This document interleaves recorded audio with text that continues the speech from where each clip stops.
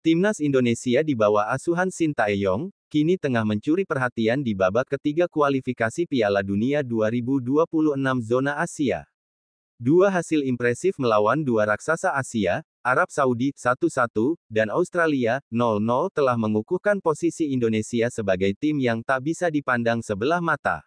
Namun, hal ini ternyata tidak cukup untuk menggoyahkan keyakinan pelatih timnas Bahrain, Dragan Talajik.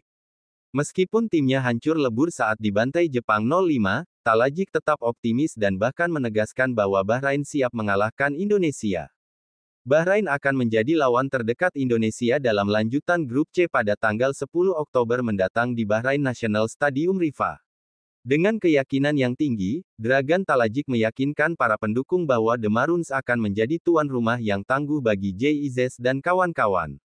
Kami akan mengalahkan Indonesia, ucapnya dengan tegas, seperti dikutip dari Nikkan Sports. Meskipun Talajik memiliki keyakinan penuh pada timnya, sulit untuk mengabaikan fakta bahwa Indonesia kini bukan lagi tim yang sama seperti satu dekade lalu, ketika mereka dipermalukan Bahrain 10-0 pada 2012. Sintayong telah merombak total wajah timnas dengan mendatangkan pemain-pemain kelas atas yang berkarir di Eropa dan Amerika Serikat. Nama-nama seperti JIZS, Kelvin Verdong, Tom Haye, dan Ragnar Oratmangun kini menghiasi lini pertahanan dan serangan Indonesia. Ditambah lagi, dua pemain anyar, Mads Hilgers dan Eliano Reijenders, yang siap memperkuat skuad Garuda. Kombinasi pemain berbakat dan pengalaman internasional mereka telah membuat timnas Indonesia jauh lebih kompetitif. Dragan Talajik memiliki latar belakang yang solid di dunia sepak bola, dengan pengalaman melatih berbagai klub di kawasan Teluk seperti Al-Ittihad, Al-Nahda, dan klub-klub papan atas lainnya. Sebelum menjadi pelatih timnas Bahrain, ia menjabat sebagai direktur teknik, menunjukkan bahwa kehadirannya bukan sekadar pelengkap di timnas Bahrain. Namun, performa Bahrain di babak kualifikasi ini cukup fluktuatif, terutama setelah kemenangan kontroversial atas Australia 1-0, di mana gol bunuh diri Harry Soutar menjadi penentu kemenangan.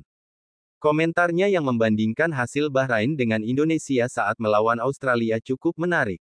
Meskipun Bahrain menang tipis atas Socerus, kemenangan itu datang dari keberuntungan.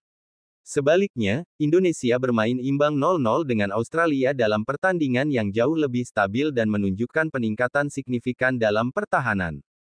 Indonesia diprediksi akan melakukan sejumlah perubahan dalam starting 11 saat melawan Bahrain. Dengan kehadiran Mads Hilgers dan Eliano Reijenders, Sintayong tampaknya ingin memperkuat lini tengah dan pertahanan Indonesia. Taktik Sin yang dinamis dan seringkali membuat lawan kewalahan, terbukti saat mampu menahan Arab Saudi dan Australia, tim yang dikenal dengan permainan cepat dan fisik. Dalam laga nanti, Indonesia akan mengandalkan kreativitas Tom Haye di lini tengah serta kecepatan Ragnar Oratmangun untuk menembus pertahanan Bahrain. Di sisi lain, Bahrain dipastikan akan bermain agresif di kandang, mencoba menekan Indonesia sejak awal untuk mencetak gol cepat. Dengan segala kepercayaan diri yang ditunjukkan oleh Dragan Talajik, Bahrain akan menghadapi tantangan berat saat melawan Indonesia. Meski pernah mengalahkan Australia, kekalahan telak dari Jepang menunjukkan kelemahan signifikan dalam pertahanan mereka. Indonesia, dengan peningkatan kualitas pemain dan strategi yang lebih matang, tidak akan menjadi lawan yang mudah. Selain itu, catatan sejarah menunjukkan bahwa Indonesia juga pernah meraih kemenangan atas Bahrain dalam beberapa pertemuan sebelumnya. Apakah keyakinan Dragan Talajik cukup untuk membawa Bahrain meraih kemenangan atas Indonesia? Ataukah pasukan Garuda akan melanjutkan tren positifnya dan membungkam Bahrain di kandangnya?